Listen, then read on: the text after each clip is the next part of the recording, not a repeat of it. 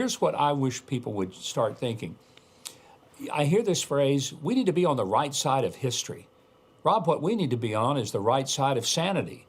And this is insanity when you have these college kids out there parading their support for Hamas and believing that somehow the Palestinians are an oppressed people, and if they could just all be like the Palestinians, the world would be great. And they're waving these banners, Queers for Palestine. Well, try that over in Tehran. Heck, try it in Gaza.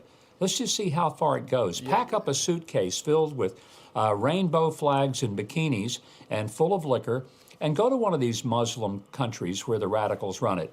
See how long you last. Be sure to send us a postcard and tell us how it's going. Governor, Queers for Hamas wouldn't last 5 minutes in Gaza, let alone Iran. Yeah. I mean, they wouldn't last 5 minutes. I want to point out the contrast. So Joe Biden finally, after 6 weeks of pressure, addressed the nation. But he spent more time addressing Islamophobia versus anti-Semitism, which to me made absolutely no sense. Take a listen.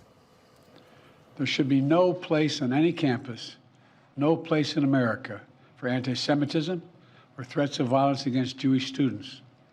There is no place for hate speech or violence of any kind, whether it's anti-Semitism, Islamophobia, or discrimination against Arab Americans or Palestinian Americans. It's simply wrong. There's no place for racism in America. Governor, I don't know, nothing, these protests have nothing to do with Islamophobia. I don't know what he's talking about. He doesn't either, so you have to forgive him for that, Rob. He just reads what's printed in front of him on the teleprompter. Here's the really disaster. He's out there talking about that there's a big threat of Islamophobia. Where is it, Joe? Point it out. How many campuses are on fire today because some Muslim students are getting attacked? Let's try 0. But Jewish students are being targeted and attacked. To say that this is really a case against Islamophobia is like going out on a 103-degree day in southern Arizona and saying, we've got to quit throwing snowballs.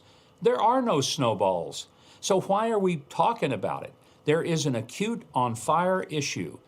I thought it was just dramatically out of touch, and obviously the White House was panicked into doing something because he's been missing in action. Right. Heck, the last time I saw Joe Biden was on the cover of a milk carton. He's been missing so much. Yeah. And today he's taken off and going back on vacation. Yeah. What a mess. It's very bizarre. And Democrats, Axios reporting this morning that Democrats are in panic mode over what's going on these college campuses. And fine, the situation at Columbia and UCLA, that's been taken care of, we think, but there are several other colleges that could erupt over the weekend. We could be talking about this on Monday morning. And then I just want to contrast that, and I'll narrate, Governor, as I show you the video. But Donald Trump, after being in court again yesterday, day 10 of his trial, he goes to a fire station in Midtown Manhattan and brings members of the fire crew pizza. And this came on the heels of Joe Biden's speech, which to me he could have delivered 4 weeks ago.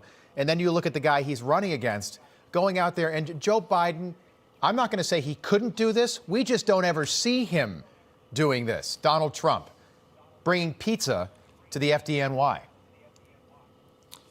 You know, I just love Donald Trump for stuff like this. I mean, who else goes in court all day and then instead of going home and just taking a hot bath, he goes and delivers pizza to first responders and shakes their hands and presses the flesh with them. But this is classic Donald Trump. Joe Biden is hiding in the White House. He does about one event a week, and then the rest of the time, we don't know where the heck he is. Donald Trump is busy. He's visible. I wish that all this nonsense, Judge Merchant, who is just such a loon, he keeps fining Donald Trump for the gag order. Donald Trump ought to go in there if they fine him $9,000, take $10,000 in $1 bills, throw it up on Judge Merchant's desk, and say, here, Judge, keep the change.